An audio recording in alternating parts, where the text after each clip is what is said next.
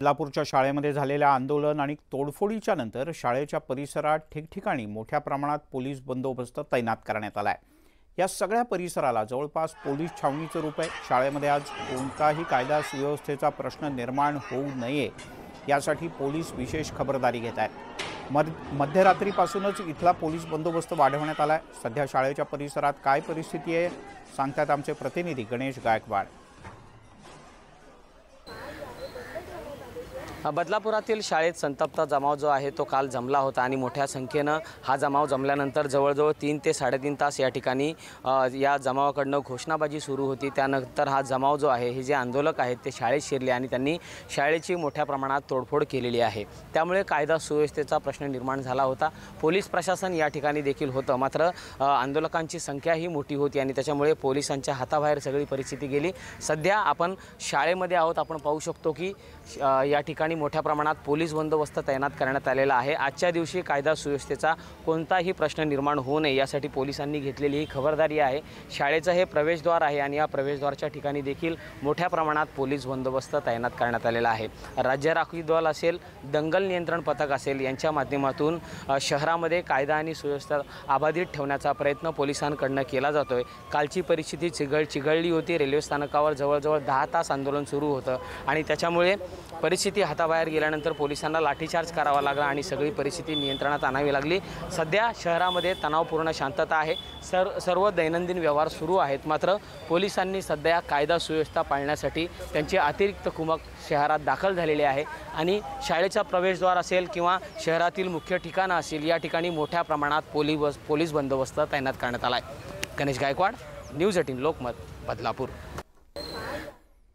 तिकडे आंदोलकांच्याकडून शाळेत तोडफोड करण्यात आली। यामध्ये शाळेचं मोठं नुकसान झालंय, त्याचा आढावा घेतलाय आमचे प्रतिनिधी उदय जाधव यांनी।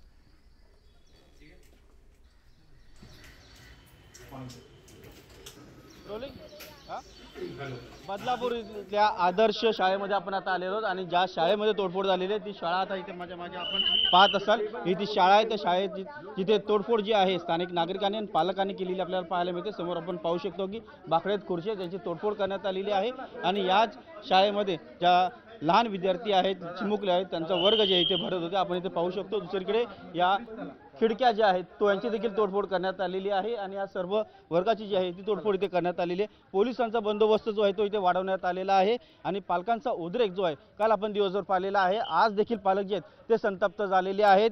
जो आरोपी आहे त्याला कधी त्याच्यावरती शिक्षा दिली जाणार असा प्रश्न जे आहे संतप्त पालक विचारत आहेत। आपण ते पाहत असाल, ही शाळा आहे आदर्श विद्या मंदिर प्राथमिक विभाग जे आहे असं लिहिलेलं आहे। आदर्श विद्या प्रसारक संस्थेची ही शाळा आहे, मराठी माध्यमाची शाळा आहे, कुळगाव बदलापूर पूर्व।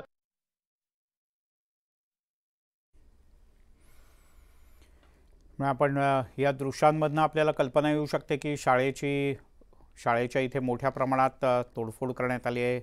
काही ठिकाणी छोटे बेंचेस किंवा छोट्या खुर्च्या यांची तोडफोड करण्यात आली आहे। काचाही बऱ्याचशा ठिकाणी फुटलेल्या आहेत। बदलापूरमध्ये आज तणावपूर्ण शांतता पाहायला मिळते। बदलापुरातील रेल्वे वाहतूक सुरळीत आहे। शहरामध्ये जमावबंदी लागू करण्यात आली असून पोलिसांचा कडेकोट बंदोबस्त आहे। बदलापुरात रात्री 12 वाजल्यापासून इंटरनेट सेवा बंद करण्यात आली। व्हायरल मेसेजमुळे पुन्हा आंदोलन भडकू नये यासाठी पोलिसांनी खबरदारीचा उपाय म्हणून ही काळजी घेतली आहे। एका नामांकित शाळेत 3 वर्षाच्या 2 चिमुकल्या मुलींवर लैंगिक अत्याचार झाल्याची घटना घडल्यानंतर त्याच्या निषेधार्थ काल हजारो बदलापूरकर रस्त्यावर उतरले होते। रेल्वे रोको करण्यात आला। बदलापूर शहर काल दिवसभर बंद होतं। रेल्वे रोकोमुळे जवळपास 6 तासांपेक्षा जास्त काळ, जवळपास 8 तास रेल्वे सेवा ठप्प होती। आज 10 तासांच्या कालच्या खंडानंतर रेल्वे सेवा आता पूर्णतः पूर्वपदावर आली आहे।